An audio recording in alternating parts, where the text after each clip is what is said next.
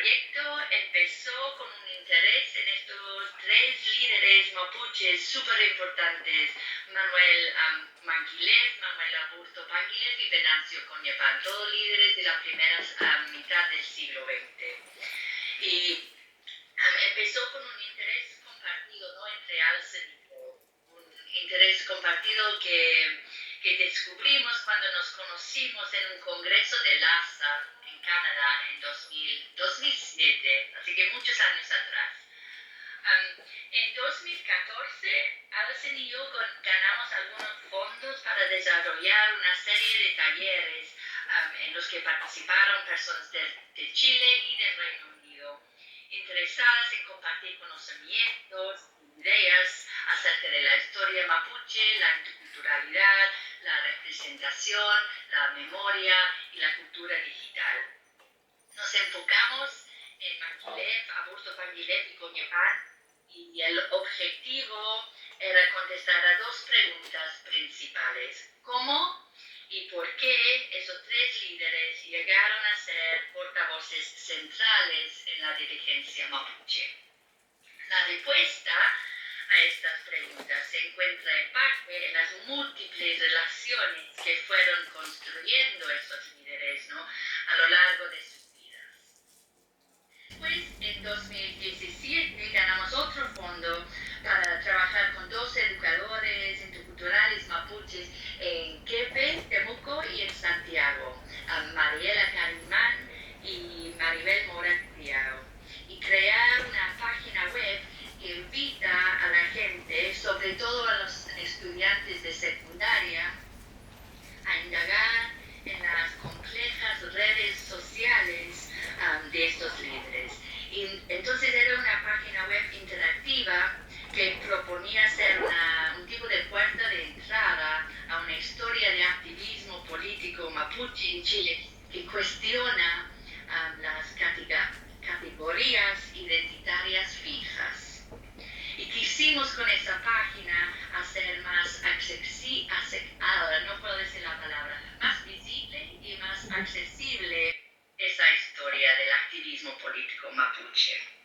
Bueno, por suerte nuestra, en 2018, cuando ALCE estaba presentando nuestra página web en el Museo Regional de la Araucanía en Temuco, conoció a Roberto, quien en ese momento estaba trabajando en el Liceo Politécnico Pueblo Nuevo de Temuco, un colegio con muchos estudiantes mapuche y muchos profesores mapuche también. Y allí empezó una conversación que nos llevó a trabajar con un equipo de profesores en ese colegio. Primero en un taller en persona, en noviembre de 2019, entonces justo en medio del estallido social, y después en Zoom durante la pandemia. Quisimos aprender con los profesores cómo trabajar en el aula con las fuentes primarias que publicamos en la página web. Fuentes como fotos, artículos de prensa, entrevistas, testimonios, fuentes que tienen mucho que enseñarnos sobre la historia mapuche. Bueno, entonces, para terminar mi parte, yo creo que podemos describir este proyecto como es una colaboración, ¿no?, de carácter intercultural, todos aportando y hablando desde nuestras distintas posicionalidades. Es un proyecto de colaboración intercultural sobre una larga historia de conversaciones y colaboraciones interculturales promovidas por la dirigencia mapuche en Chile. Y es un proyecto también que se inspira de él y quiere participar en los debates contemporáneos sobre la interculturalidad y lo que significa la interculturalidad, sobre todo una interculturalidad crítica y decolonial. Bueno, eso para empezar, y ahora paso a Alison.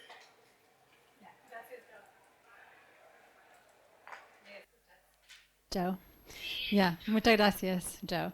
Bueno, en mi parte quisiera hablar brevemente acerca del proceso de trabajar con profesores.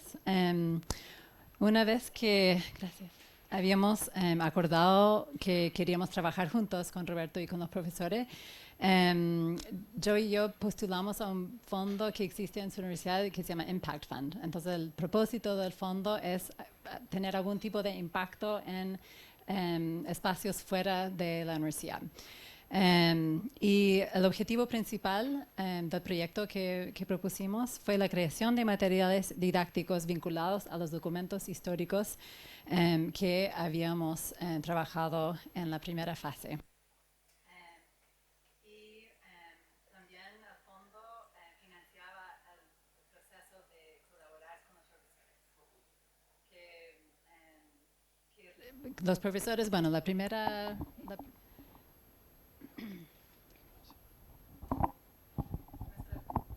nuestra primera instancia de juntarnos, nos reunimos un día sábado, nos estábamos acordando en 2019, hace muchos años ya, un día sábado, entonces no había estudiantes.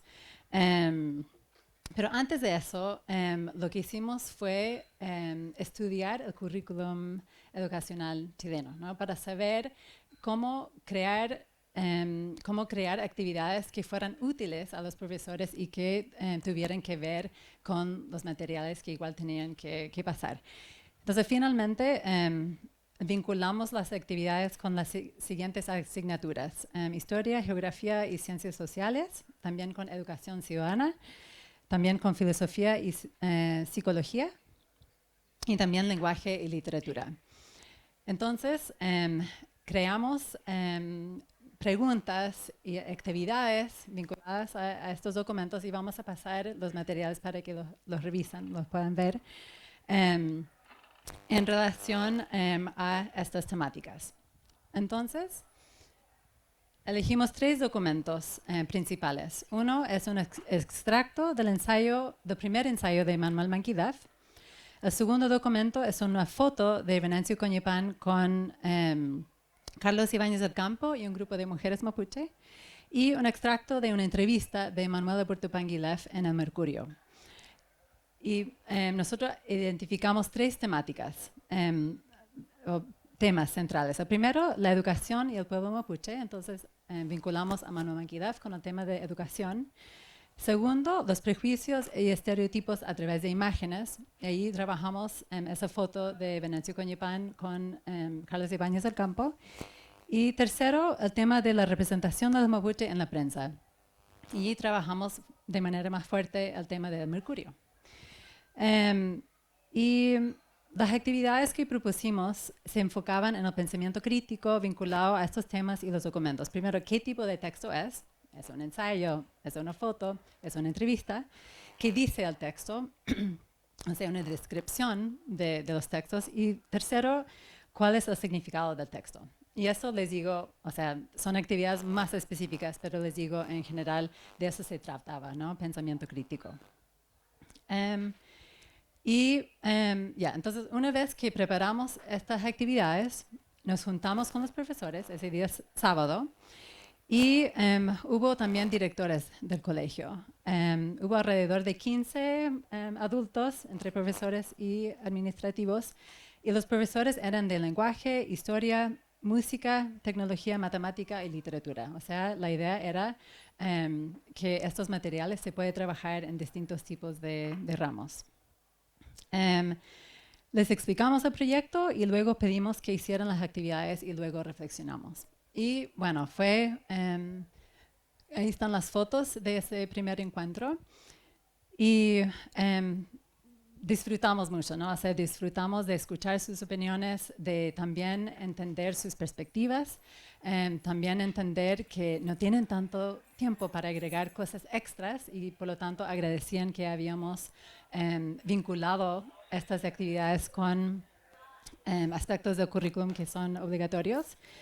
Y algunas de las sugerencias más importantes fueron que nos pidieron que incluyéramos notas para los profesores, o sea, como contextualizar mucho más la historia de estos sujetos, qué estaba pasando en términos del Mercurio, qué estaba pasando en términos de la educación chilena, ¿no? En los años 20 y 30. Y también nos sugirieron que pusiéramos posibles respuestas a las preguntas. Em, y bueno, después de este encuentro, nos juntamos, bueno, nosotros trabajamos los materiales y les pasamos nuevamente la nueva propuesta y nos juntamos 2 veces por Zoom porque luego partimos con la pandemia y Roberto y otros profesores implementaron los materiales en sus cursos y nos explicaron cómo les fue, básicamente. Y bueno, finalmente hicimos como un producto final, diseñamos este cuaderno, también hicimos una página web con todos los materiales en español, en Mapudungun, en inglés también. Y bueno, hay mucho más que contar, pero yo creo que lo más importante es lo que nos va a contar Roberto acerca de su experiencia de implementar los materiales en sus clases.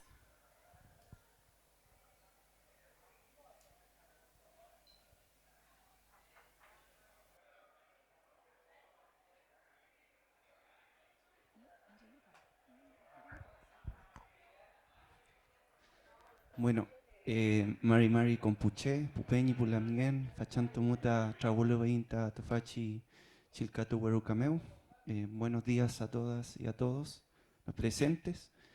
Mi nombre es Roberto Marivil Yancao, soy del territorio de Yamuco, cerca de Temuco, y actualmente estoy desempeñándome como profesor y también como asesor intercultural en la Universidad Católica de Temuco. Conversarles básicamente de lo que fue la aplicación de estos productos y de estas propuestas y cómo se dio el proceso, ¿ya? En este sentido, nosotros, como les contábamos, estos materiales tuvieron como resultado su aplicación en diversos contextos. Posterior a una vez que estuvieron listos, se nos vino la pandemia. Entonces, ¿cómo se aplican estos materiales en ese contexto? Entonces, una característica que podemos destacar de estos materiales es su versatilidad. ¿Qué quiere decir esto? Que de alguna forma están disponibles, los podemos modificar, y conversando con Alison, con Joe, nos conversábamos este tema de que se pueden modificar, se pueden adaptar, y bueno, muchos profesores que lo aplicaron, y en mi caso también, se aplicaron en diferentes cursos de educación media o secundaria, en el caso de acá de Chile, y se tomaron algunos de los materiales o algunos ejemplos y adecuarlos para su enseñanza de acuerdo al nivel educativo, ¿ya? Porque, por ejemplo, en el caso de Manuel Manquilef, su experiencia de vida se puede trabajar de mejor manera en cursos de enseñanza básica, estamos hablando de séptimo, octavo, o primero, segundo, medio, como se muestran en los ejemplos. ¿Y en qué contexto? En contexto de clase híbrida. No sé si se acuerdan que existieron las clases híbridas, que fueron estas clases donde había estudiantes en sala y estudiantes conectados vía Zoom u otra aplicación, ¿ya? Entonces, en ese contexto había que utilizar herramientas que permitieran que se pudiese hacer una clase híbrida. Entonces, en vez de usar textual, o sea, físicamente estos materiales se adaptaron porque también tienen su versión en PDF, están descargables en en una página web donde se pueden descargar y se pueden editar. Entonces, se adecuaron para ser utilizados en la enseñanza mediante algunas herramientas como Quizzes, Nerdput y Genially, me parece. Sí. Entonces, de esa forma, permitir que los estudiantes pudieran generar respuestas abiertas. O sea, estas herramientas permiten hacer preguntas abiertas y los estudiantes mandar su respuesta. Y esas son las respuestas que de alguna manera se están evidenciando como ejemplos ahí en el caso de la aplicación de estos materiales, ¿ya? De alguna forma, hay una progresión de aprendizajes que se habla en el lenguaje de la enseñanza, que quiere decir que nosotros partimos desde preguntas más, podríamos decir, fáciles, más simples o de menos rigor, hasta llegar a preguntas más difíciles, de reflexión, de pensamiento crítico, de análisis. Partimos identificando, partimos señalando. Entonces, aquí se muestran algunas de las preguntas que están en el documento y que se adaptaron para que los estudiantes pudieran responder. Y ahí ustedes pueden ver algunas de esas respuestas de estudiantes de distintos cursos. En este caso, ya en nivel de cuarto medio, ya segundo, tercero y cuarto medio, se aplicó el caso de el material de el diario El Mercurio, de cómo ahí lo que se busca es hacer un recorrido histórico de cómo este medio de comunicación trata temática mapuche a lo largo del tiempo, ¿ya? Entonces, también se tuvo que adecuar este material y se utilizó el caso de cómo el Mercurio trata el asesinato de Camilo Catrillanca. Entonces, esto se aplicó y de alguna forma, ¿qué modificación se hizo aquí a las preguntas? Que se dieron algunas opciones de respuesta, ¿ya? Y obviamente ahí también mediante una aplicación web se van visualizando cómo fueron respondiendo los estudiantes. En el primer caso había que mencionar más de una, ¿ya? Respuesta, y en la segunda pregunta, cómo identificar qué es lo que se describe o cómo se describe esta tragedia, lo cual simboliza un análisis un poco mayor a, como habilidad, ¿ya? Y ahí se evidencia el logro de los estudiantes en este respecto, ¿ya? Hay un porcentaje de logro bastante alto y a veces los errores se daban porque los estudiantes seleccionaban solo una opción.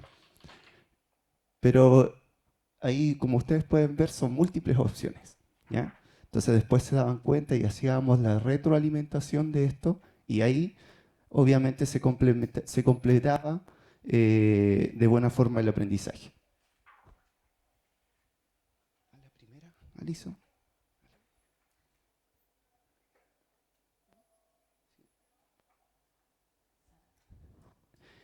Este es un ejemplo de aplicación ya en contexto no pandémico, ¿ya? En contexto actual, podríamos decir. Aquí se muestra la aplicación de estos materiales físicamente, ¿ya? Pero si ustedes se dan cuenta, están aplicados o se está utilizando la versión en Mapudungun, ¿ya? Estos materiales están disponibles en las tres lenguas, inglés, español y mapudungun. Entonces aquí se aplicó este material nuevamente con un curso de octavo básico, el material de Manuel Manquilef y las respuestas de estudiantes, ¿ya? Por ejemplo, hay un ejemplo de la pregunta A, ¿ya? ¿Qué es lo que qué tipo de documentos de qué está hablando? Entonces ahí las respuestas son testimonios, de su autobiografía, muestra. Habla del pasado y de él, ¿ya? Y ya respuesta a la pregunta F, ¿ya? No sé si entienden la letra del estudiante aquí. ¿Sí? ¿Se entiende? Ya, la pregunta señala qué generó, si es que generó algún cambio en Manuel Manquilef la educación, ¿ya? Entonces la estudiante aquí responde sí, pero no impidió que dejara su origen de lado y solo aprender castellano y progresó para ser un líder mapuche y ayudar y aportar a su comunidad, ¿ya? Entonces ahí demuestra que el nivel de análisis y de reflexión que se logra con este material es el óptimo, ¿ya? Bien, aquí de alguna forma lo que se fueron haciendo, lo que hicimos plantear en dos procesos, ¿ya?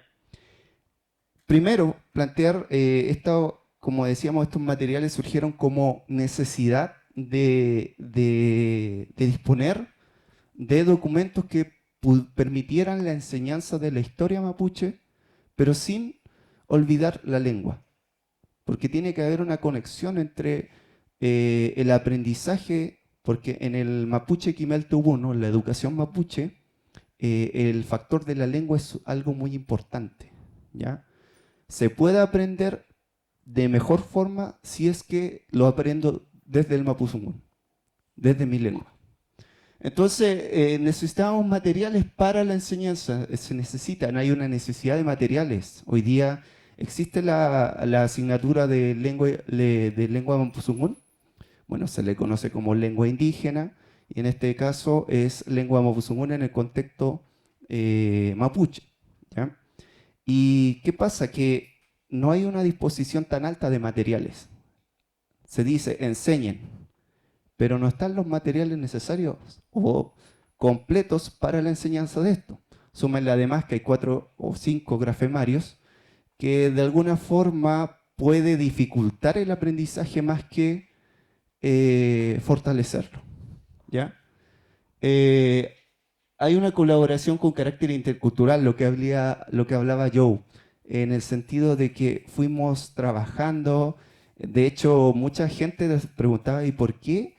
Eh, bueno, ¿por qué dos personas extranjeras están hablando de historia mapuche? Se preguntaba la gente. Entonces ahí lo fuimos enriqueciendo, fue generándose un diálogo bastante intercultural con respecto a esta temática, porque de alguna forma fuimos aprendiendo mutuamente, colaborando, dialogando, y eso es un factor importante para la interculturalidad. Retroalimentación y acompañamiento, lo que es los profesores nos pudieron eh,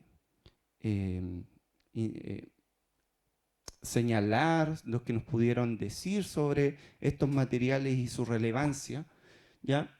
Y obviamente, ¿con qué objetivos? Con el potenciar el pensamiento crítico y la reflexión, aportar a la enseñanza con enfoque contextualizado, o sea, estos materiales no son solamente para la asignatura de lengua mapuzungún, se puede utilizar en filosofía, en lengua y literatura, y en otras asignaturas, como hablábamos, porque desarrollamos habilidades.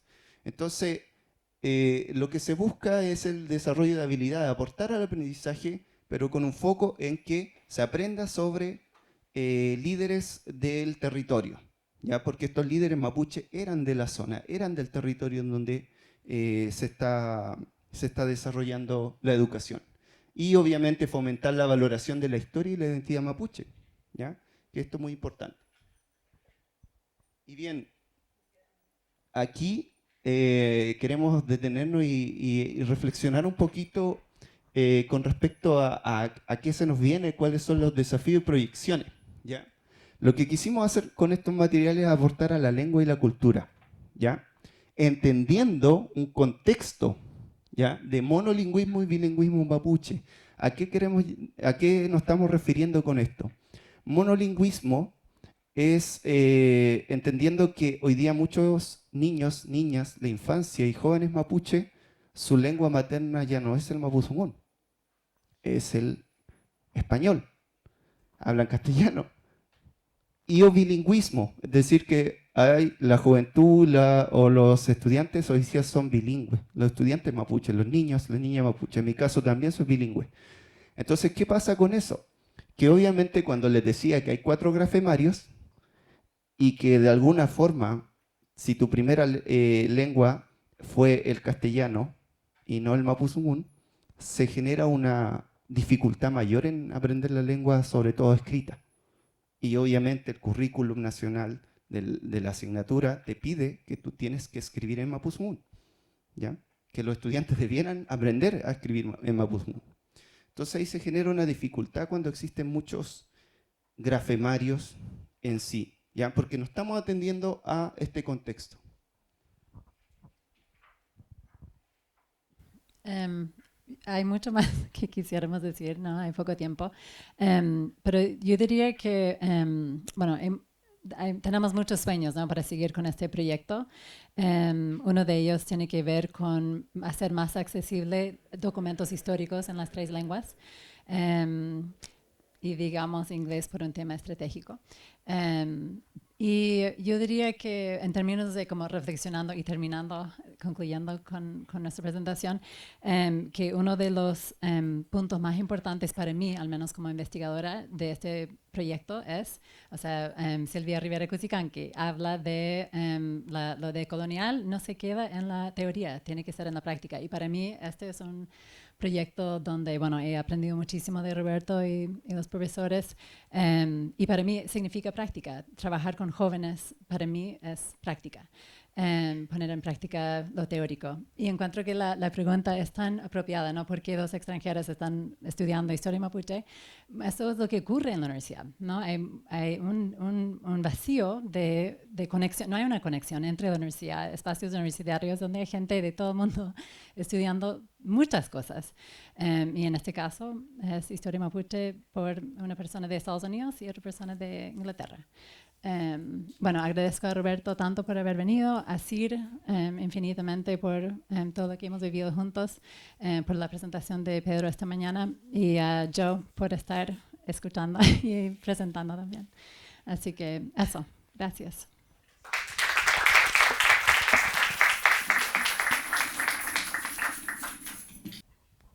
Ahí sí. Ya, bueno, muy buenos días a todas, todos y todos presentes. Muchas gracias por estar aquí. Mi nombre es Gloria Cabello. Soy arqueóloga, investigadora también del CIR. Me acompañan Francisco Gallardo y Marta Rodríguez.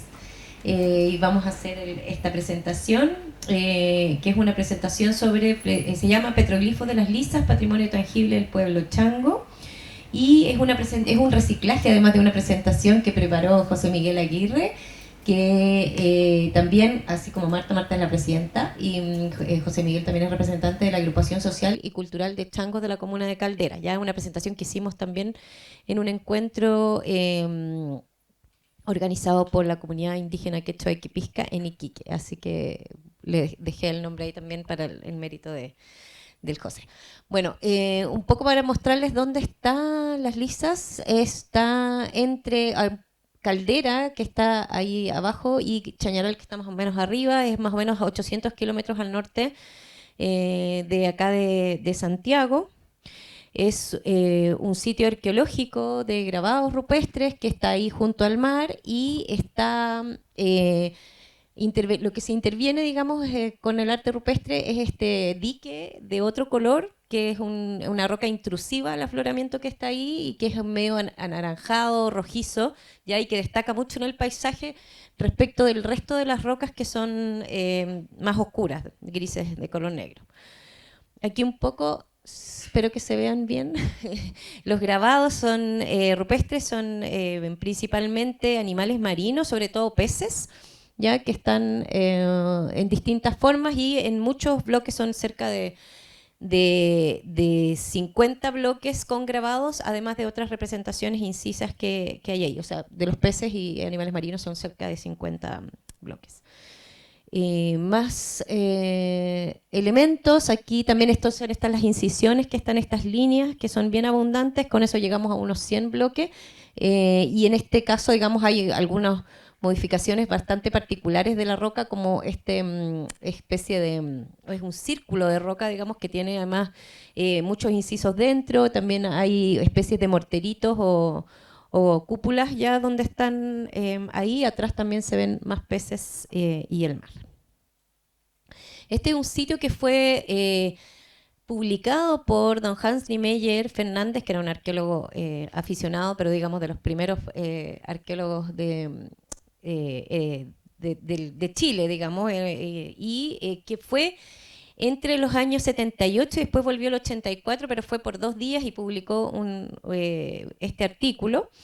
Pero también nosotros tuvimos acceso a sus diarios de campo, y donde está mucho más detalle que lo que él publica y que está en el Museo de Historia Natural. Y él además propuso un estilo ya a partir de este único sitio, pero que en esa época se usaba eso.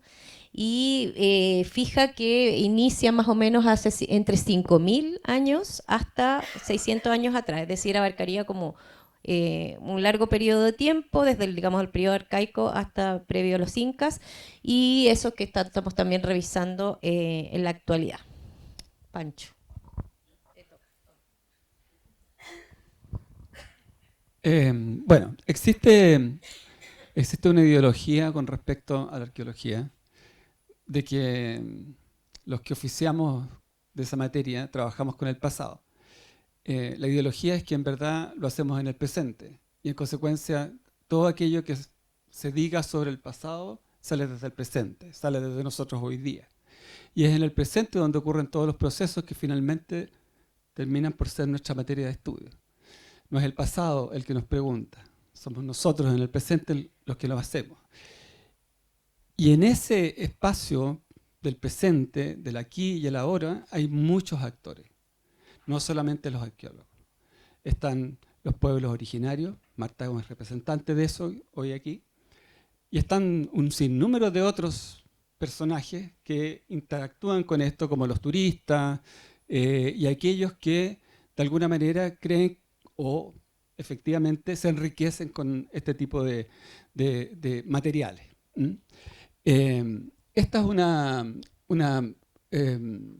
fotografía del Google Earth que muestra principalmente el sitio arqueológico mirado desde arriba, donde se ve que el área del arte rupestre está asociada a una zona de vivienda que no han quedado residuos de las estructuras habitacionales, pero nosotros hemos visto ahí en la superficie sus evidencias, y también de sepulturas.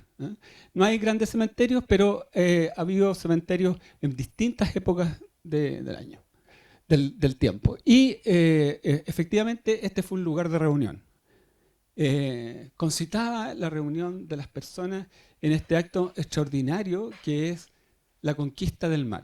Un proceso que comenzó hace 10.000 años y que sigue siendo objeto de penurias y grandeza, porque la conquista del mar definitiva es algo que está en proceso. La siguiente.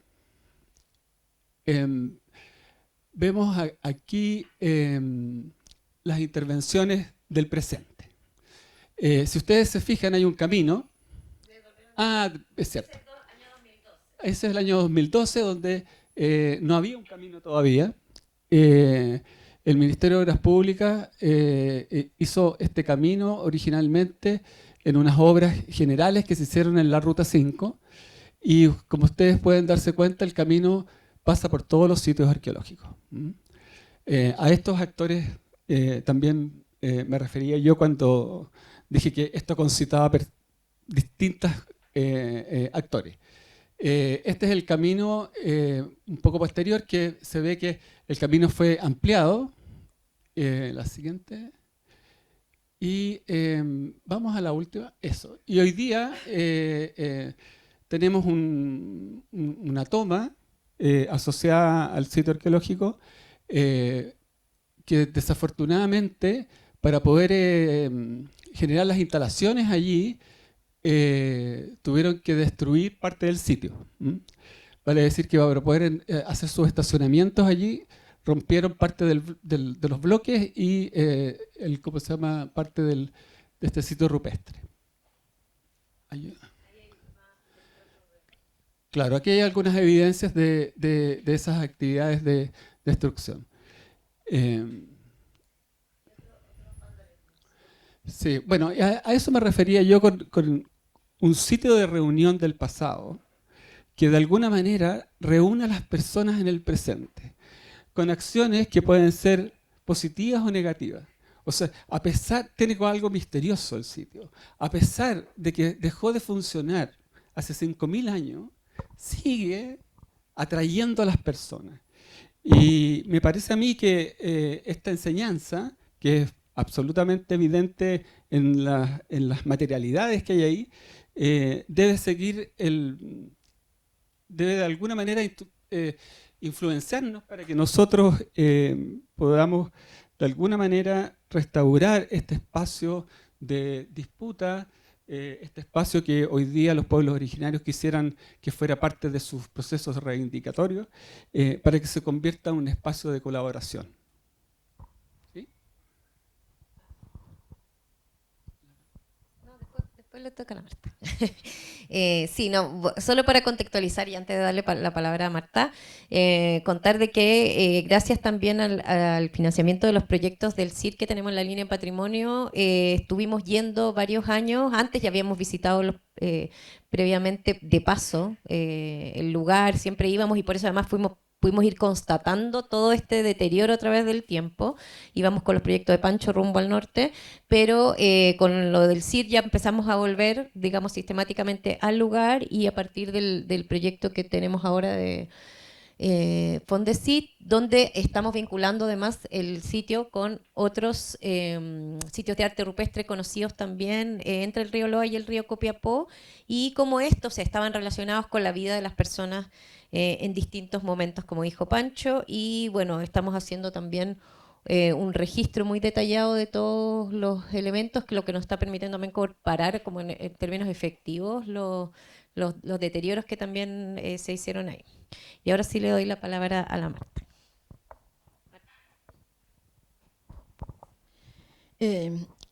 Bueno, retomando lo que dice Gloria, a raíz de todo este maltrato, le llamo yo, que se ha ido realizando por años, por diferentes actores en realidad, se empezaron a cursar denuncias de distintos índoles porque hubieron intervenciones hasta con barretas para poder desgarrar las piedras, llamémoslo así. Y afortunadamente, bueno, una cosa lleva a la otra y tuvimos la suerte de conocer y la bendición de conocer a Gloria y a Pancho. Y ahí se nos abrieron las puertas del cielo para este camino, de verdad, seguir luchando por el resguardo patrimonial que queremos nosotros lograr, porque como nosotros tenemos ese arraigo a este gran patrimonio, yo siempre lo he dicho, es un patrimonio del pueblo chango por los petroglifos, por la figura de peces que hay y animales marinos, pero lo más importante es que esto es un patrimonio de la humanidad. Entonces nos atañe a todos los pueblos originarios y distintas comunidades en hacer un resguardo. Y queremos eso porque hemos hecho un trabajo de verdad grande, sacrificado, hemos empezado 0 lucas para hacer esto en realidad, pero siempre lo hemos esforzado para que lleguemos a un buen puerto, como decimos nosotros los changos. Por ejemplo, se han convocado a la mayoría de las autoridades. O sea, afortunadamente nosotros somos como bien catete como pescadoras y pescadores, entonces hacemos que las autoridades sí se hagan presentes en el lugar, y eso nos ha llevado a tener un poquito más de y poder visualizar esta situación y también difusión. Ahí, por ejemplo, estamos en el lugar, están todas las autoridades en realidad, y también está Gloria ahí, está José Miguel, que es la persona que trabajamos nosotros, Gloria lo conoce, es un chico que tiene bastante responsabilidad y mucho arraigo, él es chango, acreditado por CONADI, y reconocido por nuestros pueblos costeros, que es Caldera y sus alrededores.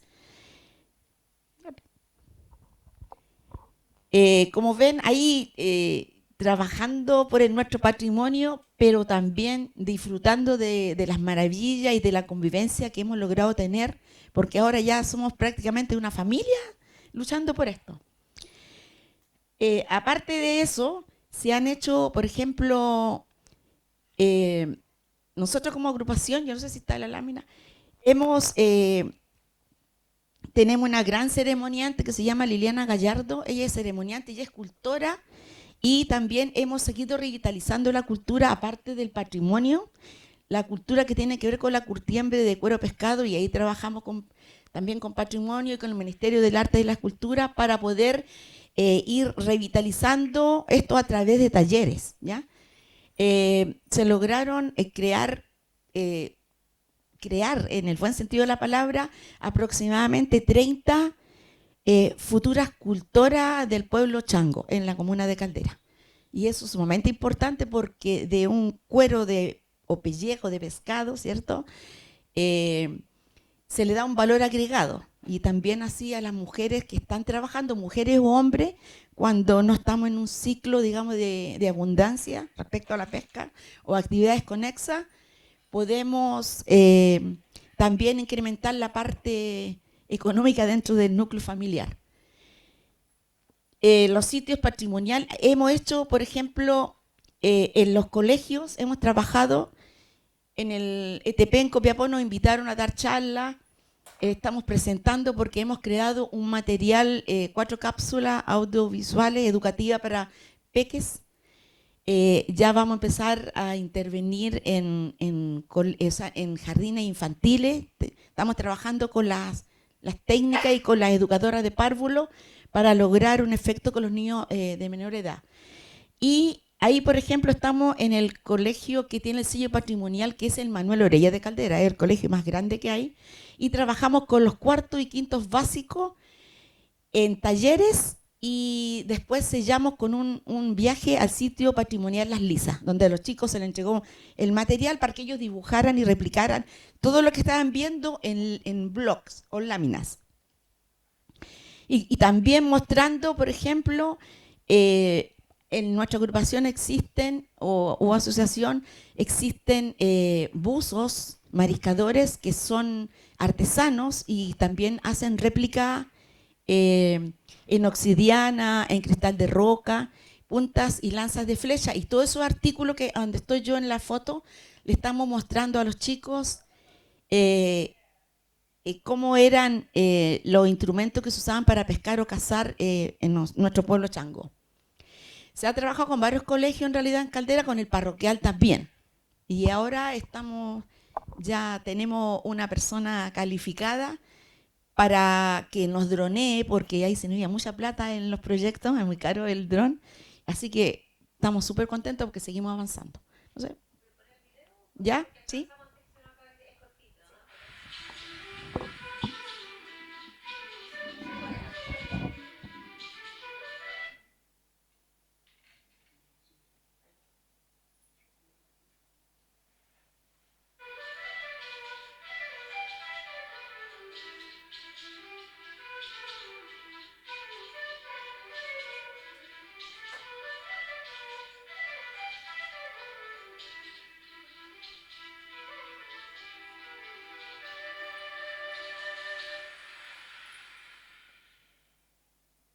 Sitios patrimoniales del pueblo chango.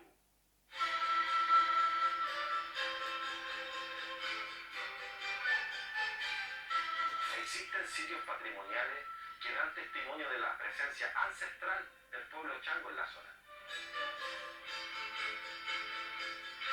Dejaron plasmada su rica cultura en el arte rupestre, que hoy observamos en emblemáticos sitios arqueológicos de la tercera región de Chile. Nos encontramos en la quebrada del Relincho al noreste de Caldera.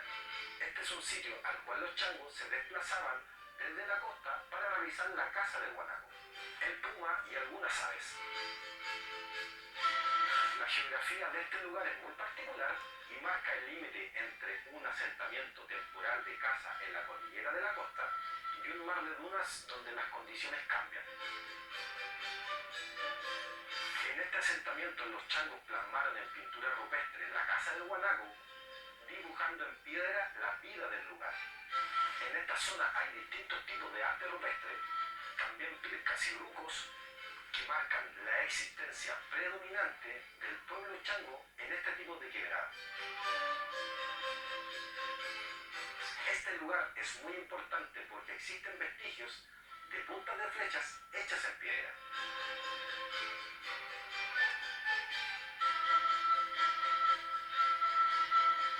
Hacia la cordillera de la costa, cerca de Caldera, se ubica la Piedra del Indio, un lugar importante para los changos, donde las pinturas rupestres revelan que tenían contacto con otros pueblos al interior del territorio, con el pueblo yaíta con quienes realizaban trueques.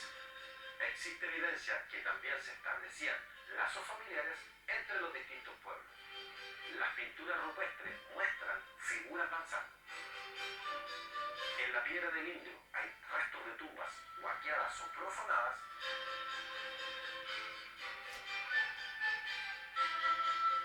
Y también encontramos cerámicas y puntas de flecha.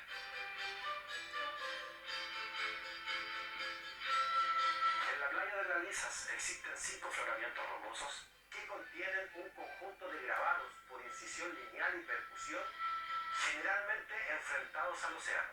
Las figuras en su mayoría son tiburones, delfines y atunes. En menor cantidad, peces espadas y posibles sardinas españolas, tuyos, lenguados y palomeras. En este afloramiento hay un tazón cilíndrico tallado en la roca, con aproximadamente un centenar de incisiones que sugieren actividades rituales. Se piensa que el yacimiento arqueológico creció en torno al tazón y a una aguada, con motivo de periódicas ceremonias mágicas relacionadas con actividades de pesca y caza de especies marinas.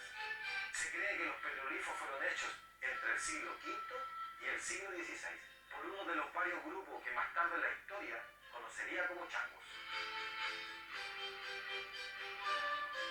El patrimonio de las Lisas es importante protegerlo porque es un patrimonio de la humanidad.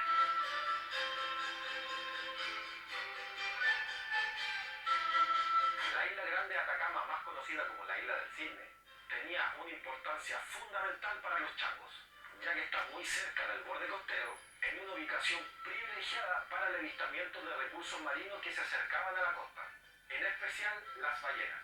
En este asentamiento existen tazones y también rucos del pueblo chango, formadas por la erosión en donde se almacena agua de lluvias, la que los changos utilizaban para su subsistencia y la de los animales.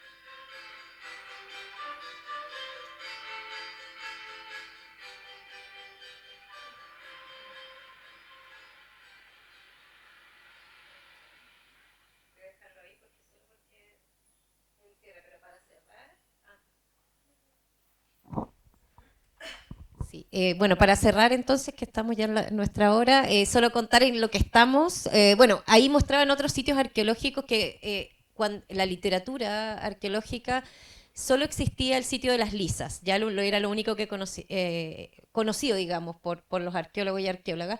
Y la relación que hemos tenido en verdad con Marta, con el José y con otras personas también de ahí de la agrupación, finalmente nos ha permitido conocer muchos más sitios arqueológicos que ellos conocían, por supuesto, que no conocíamos los arqueólogos y arqueólogas.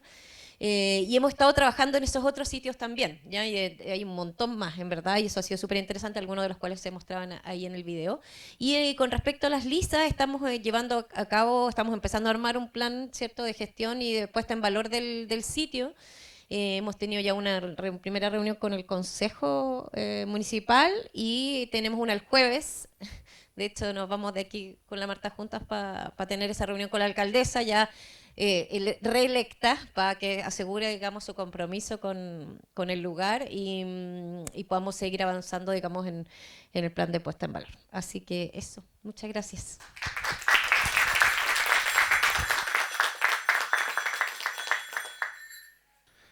Buenas tardes ya.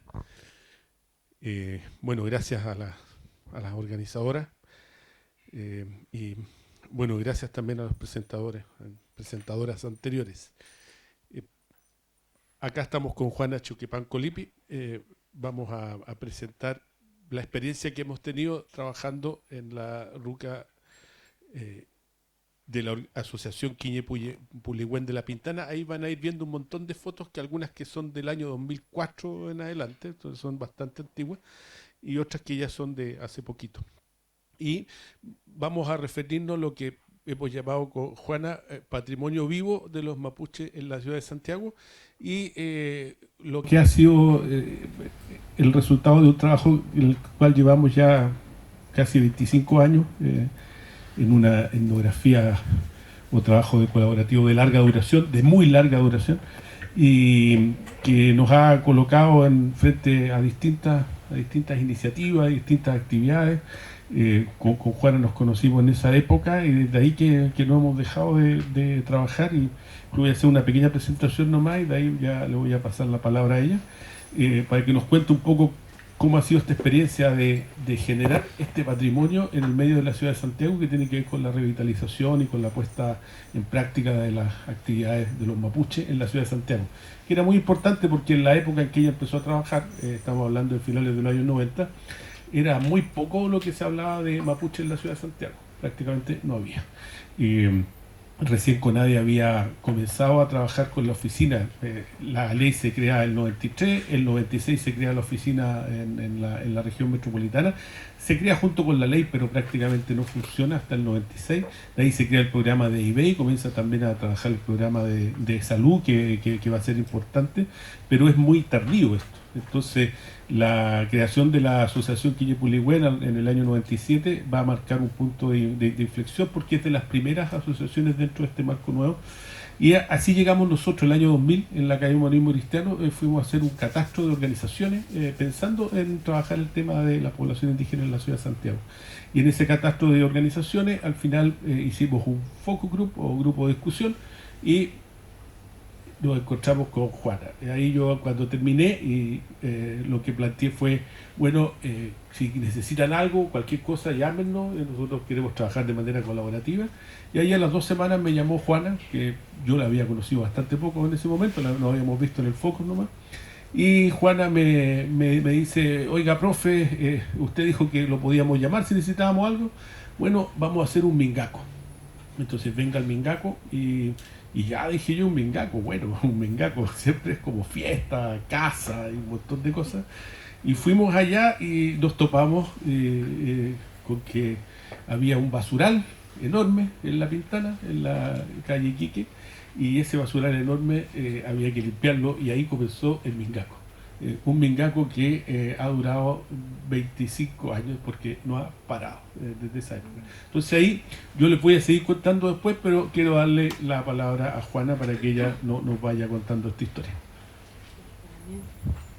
Felay Polamien, Fentremañón, Marimari Polamien, Marimari Puquimelfe, Marimari Puchicatúe, Marimari Lamien, Inche Juana Chauquepanco Lipipiñén, Inche Tugún Lautaro. Inche presidenta de la Asociación Indígena Quillepuyehuen, Inche Guarría, hace ya, ¿cuánto? 54 años que estoy acá en la ciudad, en la comuna de La Pintana, serán unos 50, diría yo. Bueno, yo creo que lo que cuenta acá en Lamien es muy importante, porque la verdad es que en esos tiempos nosotros éramos una de las terceras asociaciones indígenas que se fundó allá en La Pintana, porque habían 2 anteriores, ya antiguas. Desde el 95, digamos, empezaron a levantarse las organizaciones, asociaciones indígenas después, en la comuna de La Pintana, tal como dice acá el profesor, a través de la CONADI, digamos, donde empezaron a levantarse. Entonces la comuna de La Pintana ha sido una de las comunas más, podríamos decir, atrevida, podríamos decir, porque sí que hemos trabajado bastante, porque aquí igual está mi Lamien Karina, que también es de allá de La Pintana, y siempre hemos sido mencionadas a nivel región metropolitana sobre el trabajo que hacemos allá en la comuna. Allá hoy día existen, digamos, como 14 asociaciones indígenas, y somos como 3 o 4 asociaciones que contamos con espacio. Una de esas somos nosotros, digamos, Quillepuyehuen, que tenemos ese espacio, que contaba el profe, que nos fue a ayudar, digamos, con 2 profesores más, llegaron 3, a tomar la pala, a tomar el rastrillo, a tomar chuzo para sacar lo que es las piedras, las rocas, las basuras que habían ahí. Juntamos un cerro de basura, y después tuvimos que cerrar con unas mallas, digamos, de alambre para que los vecinos no sigan botando basura ahí, porque los vecinos, digamos, veían un espacio eracio y ya botaban basura. Entonces, foto, digamos, ahí se ve, digamos, el espacio. Ahí cuando todavía, digamos, no está como está ahora, porque van a ver, digamos, el espacio más adelante, que tiene fotos el profe, que se ve. Hoy día es un centro ceremonial, digamos, todavía está en en seguir creciendo, en seguir avanzando, en seguir, digamos, tomando lo que nosotros queremos que sea un área verde, con hartos árboles. Hemos plantado árboles nativos de aquí de la zona. Hemos tenido árboles de allá del Hualmapu, de Temuco, por ejemplo, el canelo. Nosotros no pensamos que se podía llegar, podíamos contar con el árbol. No pensamos de que no se podía lograr ahí. El maqui hasta Ichihue. Entonces sí se puede, los árboles igual se adaptan como el ser humano que se adaptan según donde se encuentre. Somos personas, digamos, seres que nos podemos adaptar, llevando las tradiciones, creyendo, digamos, tener nuestro feyentún fuerte, firme, con harto Nehuen, se logra, digamos, levantar espacio tan importante que nos permite, digamos, poder mantener nuestras tradiciones, vivenciar nuestras tradiciones, mantener nuestra costumbre, hacer, digamos, celebraciones, como decía aquí delante en la mien, del Huechipanto o Huiñol Tripanto, hacer Guillatún, que es importante para nosotros, digamos, y para todos, yo creo, porque tiene que ver con un tema de sanación espiritual, donde las ceremonias son importantes porque el pueblo mapuche es ceremoniante y sin ceremonia nosotros no enfermamos. Entonces es importante. Entonces, por eso digo, el pueblo mapuche es un pueblo de autodeterminación, podríamos decir. Somos un pueblo, digamos, donde estemos, vamos a levantarnos y vamos a hacer nuestras ceremonias que son tan importantes porque eso nos fortalece. Nos fortalece, nos da Nehuen. Si estamos sanos espiritualmente, nos sanamos con la ceremonia. Por eso es tan importante Pulamien. Entonces, fuimos, digamos, una de las organizaciones que levantamos la primera ruca en el 2002. Fue la primera ruca que se construyó acá en la región metropolitana y fue construida por mi hermano, que hoy día está en el Huenumapu, Osvaldo Chauquepancolipe. Él hizo la primera ruca y de así fue construyendo más ruca. Hoy día, digamos, tiene legado, tiene diferentes lugares donde él instaló, construyó ruca. Fue un rucafe. Entonces ahí se empezaron a levantar las rucas desde el 2002 hasta la fecha. Y hoy día podríamos decir el centro ceremonial, también existe bastante centro ceremonial. Como por ejemplo podría nombrar Peñalolén, podría nombrar el Bosque, podría nombrar el Macul, Los Espejos, podría nombrar Cerro Navia. Es comunas, digamos, que hoy día cuentan con centros ceremoniales donde se practica y se vive, digamos, nuestra cultura mapuche, nuestras tradiciones, mantener nuestro feyentún, nuestra creencia, es súper importante.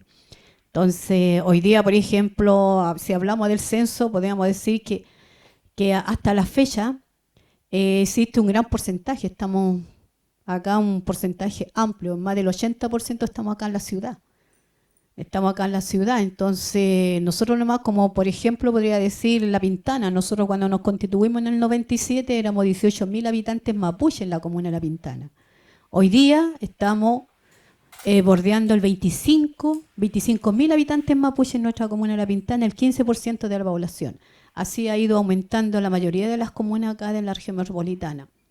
Entonces ya ahí, digamos, hemos avanzado. Nosotros somos un centro ceremonial, digamos, que no contamos con apoyo, digamos, podríamos decir, no tenemos la vinculación con la municipalidad en este caso, como somos de La Pintana, somos una organización autónoma, autogestionable, y nosotros como la familia que integramos nuestra asociación, decimos, es mejor estar así, ser autónomo, ser autogestionable, porque así a nadie tenemos que rendirle cuenta.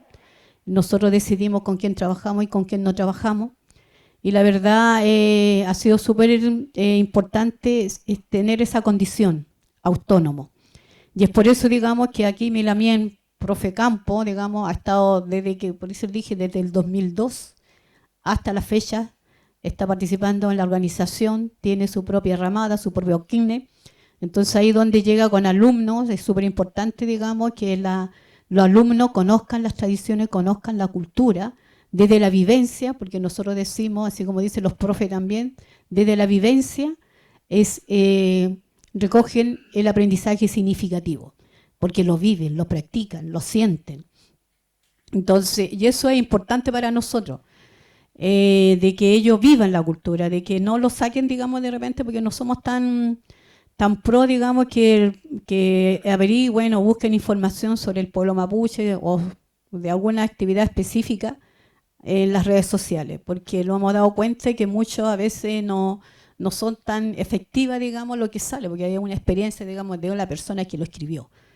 Entonces, así que esa, digamos, sería una de las condiciones que nosotros tenemos. Y abrimos las puertas a todos, no las cerramos, digamos. Esa es nuestra idea, porque queremos de que el tema de la discriminación también se pueda ir bajando, porque de repente muchas personas discriminan porque no tienen el conocimiento, no saben, digamos, qué significa o qué se hace. Entonces, y es mejor, digamos, estar ahí presente y vivir la cultura, y lo hacemos participar, digamos, uno más.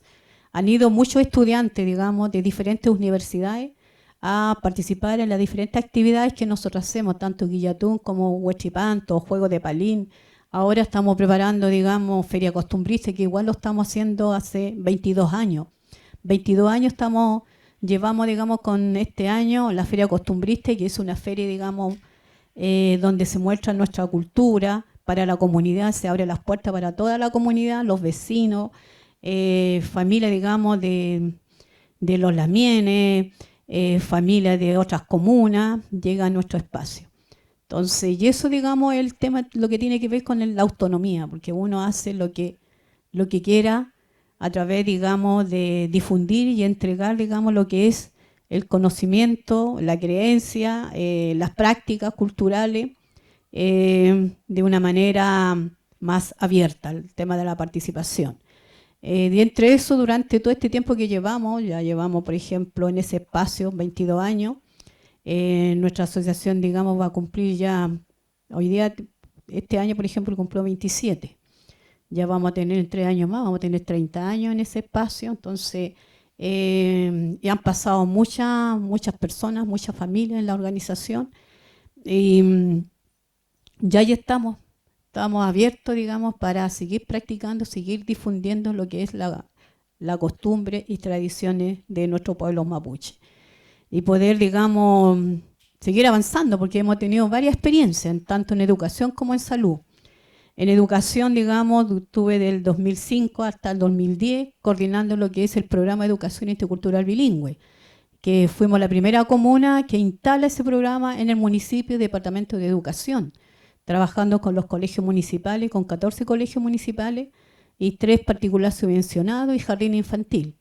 Entonces, el legado que dejamos como Quiñe Puligüén, yo diría que fue muy importante, porque en ese tiempo, en el año 2006-2007, yo no sé si ustedes recuerdan, el movimiento estudiantil, cuando se habló de la LOCE, el cambio de la LOCE hoy día a la LEGE, la Ley General de Educación. Entonces, como comuna y como programa, digamos, de la Comuna de La Pintana, también aportamos grandes propuestas para incorporarlo a la LEGE. Entonces, otro legado que se dejó también como coordinación del programa de educación intercultural bilingüe. Acuérdense que antes los asesores, los educadores tradicionales se mencionaban como asesor o monitor cultural. Entonces, en ese tiempo, en la coordinación que me tocó llevar, desde el Ministerio de Educación me mandan un documento preguntándome cómo quedaría en la LEGE el tema de la monitores o asesores culturales. Y yo, digamos, mandé el documento, le dije, bueno, mis lamienes están instalados en los colegios, están entregando conocimientos, están educando a niños, por lo tanto no son asesores, tampoco son monitores, son educadores tradicionales. Entonces, y eso es un legado que también se dejó, digamos, desde la coordinación del programa de educación intercultural bilingüe, que hoy día, hasta la fecha, las lamienes están por educadores tradicionales porque están educando. Así que eso es uno de los grandes legados por Lamienes, y también que tiene que ver con el tema de los recursos, lo que les pagaban a las Lamienes. También nosotros, digamos, fuimos a hacer una intervención en el Ministerio de Educación para que los Lamienes no fueran, digamos, que tomaran un nivel, digamos, similar a un profesor de lengua extranjera, por ejemplo, inglés, que tuviera ese nivel, digamos, de pago por hora. Entonces, igual ahí se hizo una propuesta. Así que hemos avanzado en ese sentido también. También, digamos, acuérdense que el programa Origen en Educación Intercultural, el programa Origen financiaba la educación intercultural. En el 2009 se acabó el programa Origen, entonces nosotros quedamos en el aire. teníamos como comuna La Pintana 14, 17 colegios que quedaron en el aire porque ya se habían terminado los recursos. Entonces ahí igual se hizo un trabajo, una gestión enorme para poder, digamos, instalar lo que es la educación intercultural bilingüe en la SEP. No sé si ustedes conocen la SEP, han hablado de la SEP. Entonces ahí, digamos, se hizo un cambio, se agregó alguna propuesta, digamos, en las orientaciones de la ley SEP para incorporar lo que es y continuar con el trabajo de la interculturalidad, el tema cultural, el tema del bilingüismo en los establecimientos educacionales. Entonces, hasta la fecha, hoy día, la ley SEP sigue, digamos, apoyando a la educación intercultural, contratando a los educadores tradicionales, desde así como un docente más en los colegios que están implementando este programa de educación intercultural bilingüe.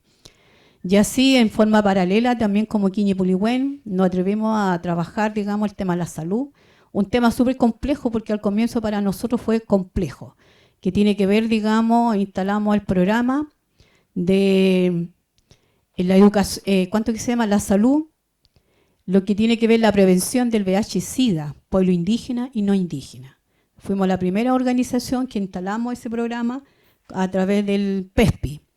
También no fue, digamos, fácil. O sea, para nosotros, digamos, yo creo que para todos los pueblos indígenas, instalar un tema, digamos, de repente que está en la palestra, cuesta poder trabajarlo. Entonces, que pasa por un tema discriminatorio. Por un lado, digamos, hay organizaciones que son tan radicales que no aceptan, digamos, de que piensan de que nosotros somos personas, digamos, de fierro, nos corre sangre, no sé. Que nos decían, por ejemplo, no, a nosotros los mapuches no nos podemos enfermar del SIDA porque nosotros somos de sangre fuerte y somos puros. ¿Y dónde está esa pureza? Pues si nosotros hacemos historia, ¿quiénes llegaron a invadirnos? Entonces yo le hago esa pregunta, ¿quiénes llegaron a invadirnos? ¿Quiénes vinieron a invadir nuestro pueblo o a los pueblos indígenas de acá del país? Entonces llegaron puros hombres, le digo yo, entonces esos hombres violaron a las mujeres indígenas y algunas mujeres indígenas se enamoraron, digo yo, porque el amor es ciego, ¿sí o no? Entonces, y hoy día podemos decir, hoy día somos una mezcla. Miñuque siempre cuando llegaban estudiantes universitarios a la ruca, entonces a ella le gustaba hacer ceremonia. Siempre lo recibíamos con ceremonia. Íbamos al rehue, hacíamos la ceremonia y a ella le encantaba preguntar después cuando llegamos a la ruca, le encantaba preguntar, a ver, estamos todos aquí reunidos, quiero que se presenten y digan qué sintieron en la ceremonia. A ella le encantaba hacer esa pregunta. Hoy día Miñuque está en el Huenumapo, seguramente igual me está escuchando, no está viendo aquí lo que estoy hablando. Ella decía, ya les preguntaba a cada uno que se presentara. Y ella le decía, yo quiero que se presenten bien. ¿Cómo eso? No quiero que digan, hola, me llamo Juana. Entonces ella le decía, ¿usted no tiene mamá? ¿No tiene papá? ¿De dónde salió? Le decía así. Nosotros como mapuche, decía, nos gusta presentarnos así. Nombre, el apellido del papá y el apellido de la mamá. Porque no somos solos. Tenemos una familia que está detrás de nosotros. Por lo tanto, la presentación tiene que ser nombre y los dos apellidos. Presenta a su papá y a su mamá, le decía. Entonces, y ahí me cuenta, le decía, ¿qué sintieron en el rehue cuando hicimos la ceremonia? Entonces, muchos alumnos llegaban y decían, ¿sabe qué? Yo venía con miedo, venía con dolor de estómago, que me dolía la cabeza, pero después de la ceremonia, ahora yo me siento bien. Decían, porque nosotros le hacíamos hacer que hagan afafán, decían los alumnos. Y algunos decían, ¿sabe lo que sentí yo? Yo sentí escalofríos, sentí alegría, una emoción de llorar, decía. Ahí está la sangre mapuche que lleva en sus venas, le decía ella. Esa es la sangre mapuche, la sangre llama, decía. Ya. Entonces, eso, también lo que nosotros hacemos en nuestro espacio, en nuestra Quiñe-Puligüén. Aquí hay algunos alumnos que han ido para allá. Algunos que se han quedado allá en la organización, no teniendo los apellidos, no teniendo los rasgos mapuche, pero tienen la sangre. Así que quiero terminar con esto porque nos dieron muy poco tiempo, porque si pudiera estar contando más, digamos, nuestra historia como Quiñepuligüén, estaríamos, digamos, 2 días, más de 2 días contando, porque hay mucha historia ahí. Hay mucha historia por la mien que hay que, nos encantaría contarles. Pero igual los dejo cordialmente invitados, pues si quieren ir a nuestras rucas, a nuestro centro ceremonial, serán bienvenidos y ahí terminaríamos de contar la historia, los 25 años que llevamos acá con Milamien, profe Campo, para que conozcan más, digamos, nuestro espacio. Así que eso lo dejo cordialmente invitado y quiero terminar siempre, digamos, en nombre de mi ñuque, mi madre, con un gran afafán. Eso por la mía. Así que aquí muchos saben lo que es un afafán, así que lo invito a hacer un gran afafán en agradecimiento, digamos, a la invitación y también a las visitas que tuvimos de lejos acá a Milamien y Milamienes que estuvieron presentando el del pueblo chango. Así que hagamos un gran afafán para que liberemos las malas energías y nos vayamos bien en nuestros hogares. Fentre Mañón por la mien, le invito a hacer un afafán.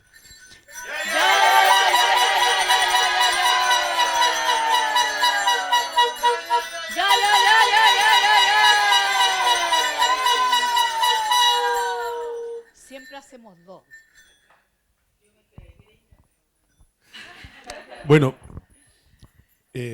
solo para terminar con un par de historias y recordando, el Peñi Osvaldo se murió en medio de la pandemia y habían 40 minutos para salir de la casa para ir a comprar huevos y yo me fui a la ruca y estuve allá en el funeral y nada, fue maravilloso porque nadie les dijo nada. Mientras estaban llevando presos a los evangélicos en un montón de lados por reunirse a la ruca Quiñepuligüén, nadie le dijo nada y fue julio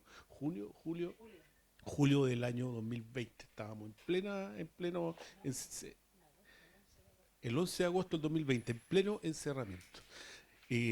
Antes se había quemado la ruca. En el año 2004 todo lo que habíamos hecho se quemó la ruca completa y se volvió a hacer la ruca. Osvaldo se quemó los pies sacando las cosas y se consiguió reconstruir. Don Leonías, su padre, que también era un viejito maravilloso, que le encantaba todo, también falleció en algún momento, y recordarlo, a doña María, que también falleció en la pandemia, fue terrible, también pude ir allá a su funeral. Y solo para concluir, en el último Huachipanto yo estaba con bien pocas ganas de ir al Huachipanto, pero era mi deber, entonces yo tenía que ir, pero me estaba haciendo el dormido en la cama y de repente se me aparece doña María y me dice, ¿qué está haciendo? Tiene que ir al Huachipanto. Y me mandó nomás, así que ahí me agarré las fuerzas y me fui. Son 25 años y ha sido patrimonio vivo de Santiago y de Santiago. Maravillosa la experiencia. Yo ya no sé, investigador o qué cosa, no, ya evidentemente ya no, ya somos amigos, vivimos y tengo mi ramada, somos parte de la asociación y un trabajo. Fuimos a Brasil con Pedro y con la Francisca, hemos recorrido varios lugares y ha sido maravilloso. Así que muchas gracias. Chaltumay.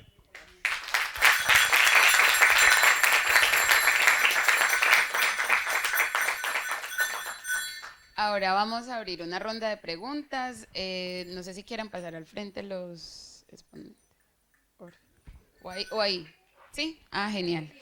Bueno, ¿quién dijo yo? ¿Quién quiere comenzar?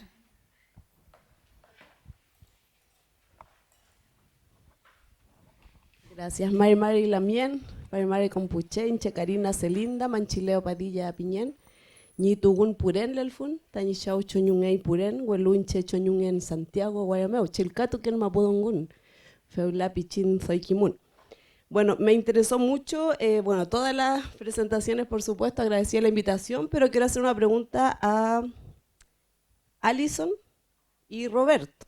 Sí, Alison y Roberto.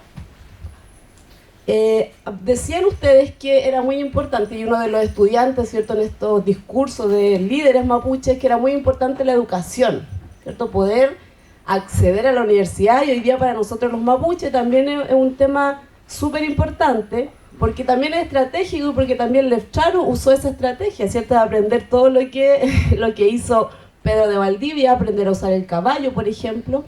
y eso le significó un aporte para su pueblo, para su gente. Pero me cabe una duda respecto a este programa y a estos materiales didácticos que ustedes desarrollaron en relación al inglés. Me llama mucho la atención, ¿cierto?, que esté en 3 lenguas y me parece que es interesante. ¿Cómo esto lo recibieron los estudiantes? ¿Ustedes tienen alguna proyección de cómo también, además, claramente para nosotros la importancia de la lengua mapuche, el mapudungún, cómo también el inglés impacta o cómo también los estudiantes les interesa? Hoy día sabemos que esta generación, ¿cierto?, de estas nuevas generaciones, están también aprendiendo mucho inglés a través de las redes sociales, de las series, no sé, yo tengo sobrinos que son mapuche y que también les gusta el inglés y que también adquieren de alguna manera un poco de esa lengua, ese idioma que hoy día es fundamental. ¿Cómo ustedes dentro de este proyecto abordan también esta tercera lengua, sería para nosotros? Además de no dejar, ¿cierto?, de lado, y por supuesto que la importancia para nosotros es el mapudungún, sobre todo para quienes lo perdimos, quizás para quienes no se nos transmitió el idioma, para quienes estamos aprendiéndolo nuevamente. Como también es importante para mí en lo personal y para mi comunidad, porque se los digo en La Pintana, nosotros hicimos un programa chiquitito de inglés y mapudungún y de cultura mapuche, pero ha sido muy difícil. Hoy día la institución, no sé, la academia tampoco fomenta mucho esto de poder aprender o desde las comunidades propias nosotros. También se ve como este prejuicio, ¿y para qué queremos el inglés? Bueno, suceden un montón de situaciones ahí en torno a las lenguas. Así que me gustaría saber cómo ha sido para ustedes la experiencia, si tienen proyección también de cómo nuestras comunidades, cómo nuestra gente, nuestros adolescentes, los jóvenes mapuche, indígenas, además de aprender su mapudungún, su cultura, cómo también pueden adquirir esta lengua inglesa que es súper importante hoy día en el contexto global en el que estamos. Eso, Chantumay.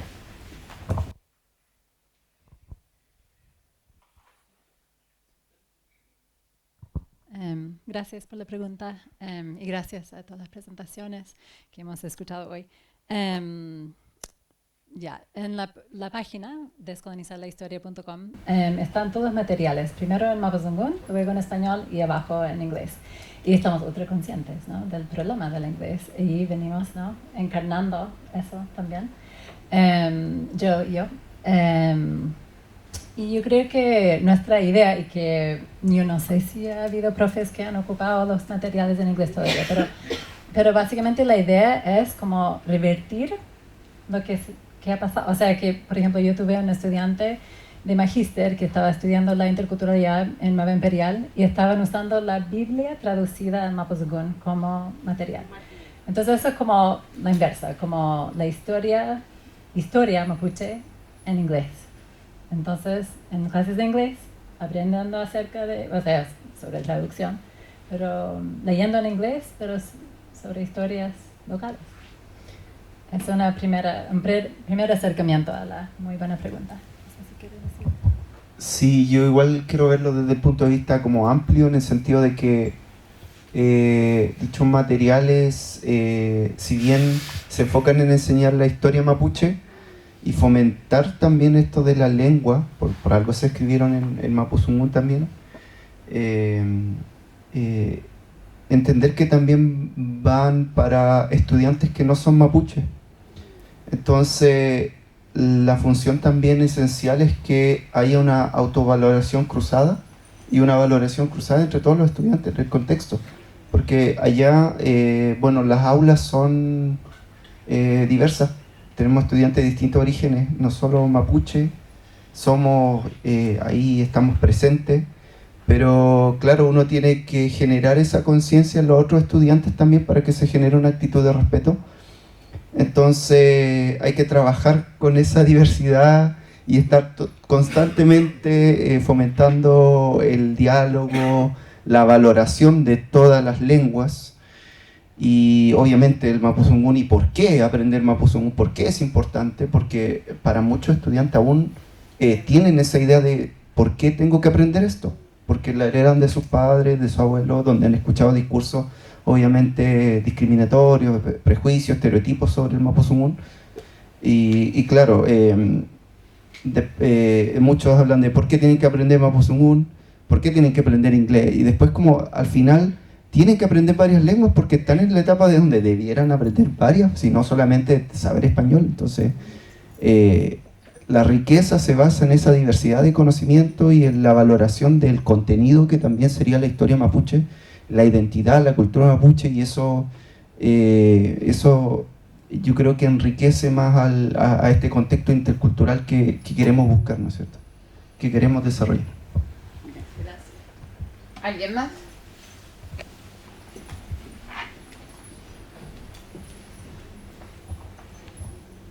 Maribel. Marimari Pulamien, Compuche, Puquimelfe, Puchilcatufe, Inche de Yanira Álvarez Piñetati, Inche Chilcatufe, Trabajo Social, Universidad Santo Tomás Meu, Inche Mapuche Ñenca, Mapuche Huilliche, Nitugunta Osorno Mapuple, Canian Tiñeramto. Tengo una pregunta. Dirigida igual a los expositores de educación intercultural. Llevo alrededor de 3 años estudiando Mapuzungún a través de inmersión lingüística, a través de estudios, certificaciones, etc. Y lo que he logrado comprender hasta el momento y que podría decir es que nuestra lengua se caracteriza por tener un carácter más profundo, que las traducciones jamás quedan como en lo literal. Entonces me parece interesante este proyecto que ustedes hablan de inglés, español y Mapuzungún, porque lo entiendo dentro del contexto que decía, como decía la Lamien, de un contexto globalizado, más contemporáneo, y que es importante también abordar. Entonces mi pregunta va más guiada por ese lado, como en el tema de traducción. La traducción del Mapuzungún, por ejemplo, al inglés o viceversa. ¿Cuáles son los desafíos quizás que ustedes me podrían comentar o cómo fue esa experiencia?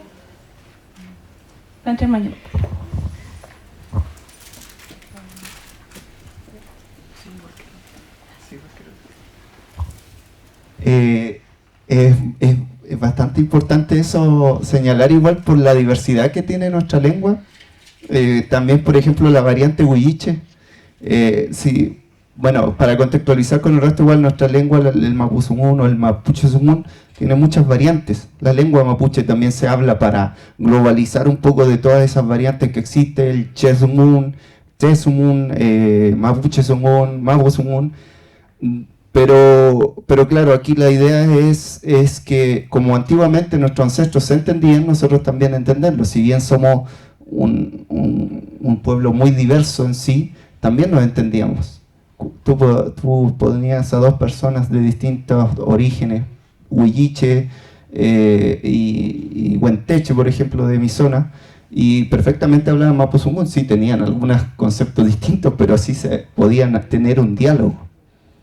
Entonces, frente a esa realidad, nosotros se intentó hacer un documento que de alguna forma es una primera aproximación, acercamiento, entendiendo que como desafío nuestra lengua es muy profunda y tiene mucho significado. Una palabra no significa una sola cosa, significa múltiples cosas, múltiples significados, múltiples conceptos. Entonces,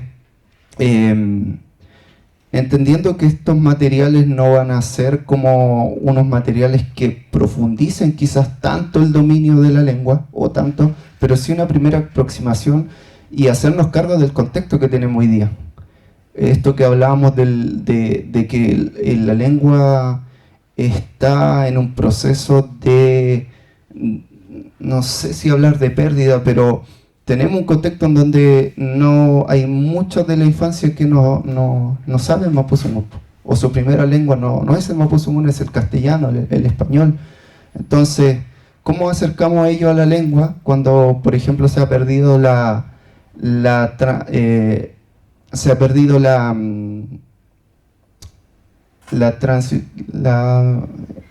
transmisión intergeneracional, ¿cierto? De los abuelos a los padres? Se ha roto muchas veces esa transmisión de conocimiento de la lengua. Hay mucha gente que sabe de cultura, practica ceremonia. Hay muchos contextos allá, por ejemplo, en la Araucanía, donde mucha gente sabe de la cultura, practica ceremonia y todo eso, pero la lengua se ha perdido en muchos territorios. Entonces, frente a esos desafíos hay que empezar a hacer cosas, ¿ya? Porque la inacción tampoco es una opción. Entonces, este desafío es importante, cómo motivar a los mismos estudiantes, a la misma juventud, adolescencia e infancia mapuche a que se amen, a que se abracen su lengua, pero también entendiendo que hay otras lenguas y que también se genere ese cruce de riqueza cultural. Y claro, esta es una aproximación, no va a resolver probablemente todos los desafíos que tenemos frente al tema de nuestra lengua, pero es lo que busca es ser un aporte en ese sentido.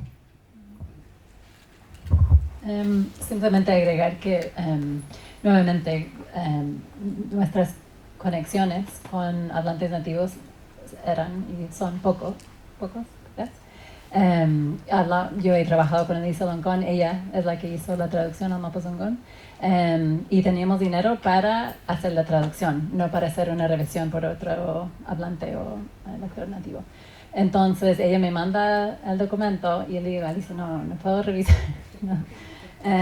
Entonces yo creo que hay mucho por hacer, y yo creo que es un punto como que hay, o sea, se debe crecer en esa línea, como traducciones, hacerlo más profesional, tener agrupaciones, no sé si existen, y obviamente el tema de los pagos, que son altos para traductores, y eso, bueno, en nuestro caso teníamos un fondo para hacer un primer alcance de la traducción, entonces probablemente hay errores también, porque es natural, ¿no? Cuando uno está haciendo un texto tiene que editarlo. Así que eso. Gracias. ¿Alguien más?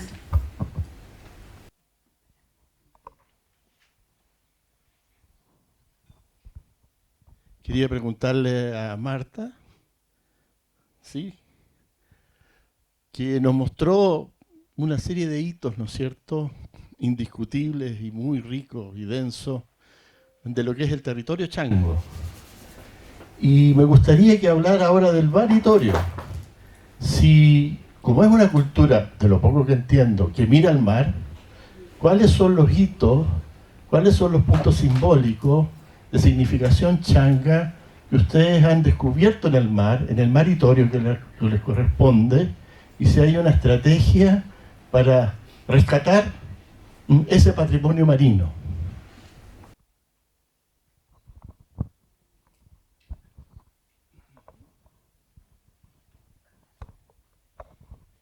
Buena pregunta en realidad, porque como todos saben, lamentablemente a nosotros los pueblos originarios generalmente no se nos reconoce con territorio, ¿cierto? Nosotros, como somos pueblos costeros, obviamente, como bien dice Pedro, es mar y territorio. ¿Te fijas? Porque no podemos vivir tampoco sobre en el mar, ni tampoco fijarnos en tierra, porque somos pueblos costeros. Los resguardos que yo pienso y las medidas que debemos tomar, cambiando las leyes, por ejemplo, que están actuales, como la famosa ley Longueira, ¿ya?, de partida. Esa ley todavía está vigente, a pesar de que está saliendo una nueva ley de pesca.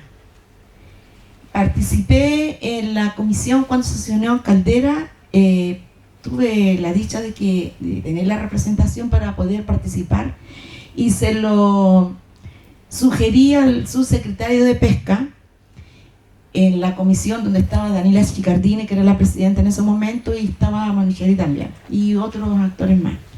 Le sugerí por qué a nosotros como pueblo chango no se nos había hecho partícipe dentro de la nueva ley de pesca, porque pienso que nosotros como pueblo indígena podemos proteger y preservar mucho más los ecosistemas marinos, ¿cierto?, y todo lo que tiene que ver con las intermareales, roqueríos, islas, etcétera, etcétera.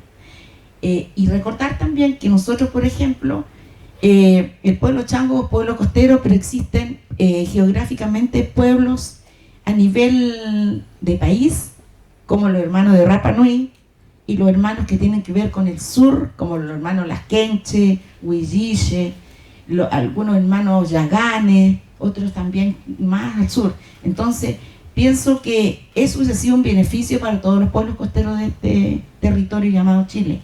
Lamentablemente me hago cargo y asumo la responsabilidad de lo que voy a decir, pero nosotros solicitamos la consulta indígena para poder presentarlo y sesionar con nosotros la Comisión de Pesca. Hasta el momento hemos cursado y ya hicimos llegar una carta al presidente de la República respecto a los mismos para que sí se nos incluyan en un conversatorio o por último nosotros hacer un seminario y presentar lo que nosotros como requerimientos como pueblo indígena chango. Y ojalá se nos sumara a los otros pueblos costeros también, porque ahí haríamos fuerza. Todos los pueblos costeros unidos para que se nos resguarde nuestro territorio, nuestro maritorio. Eso Pedro. ¿Alguna otra pregunta? Entonces, damos por finalizada esta jornada. Agradecer al CIR, a Pedro Meje, a todas las organizadoras, Margarita, Gloria, Alison y a mi persona.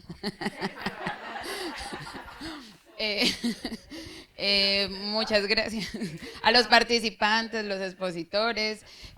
Yo me quedo con lo que dijo el compañero, que la inacción no es una opción. Y Gloria, ¿quieres agregar algo? Sí. Sí, no, agradecer al CIR y a todos las y los participantes públicos y expositoras, expositores. Ha sido el inicio, en el fondo, hay 2 días de exposiciones, de conversación. Me parece que están súper interesantes los temas, han despertado harto interés.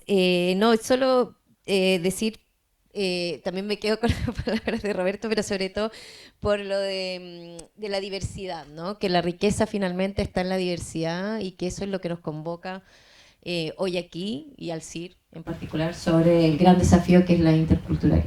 Eso, muchas gracias y nos vemos mañana.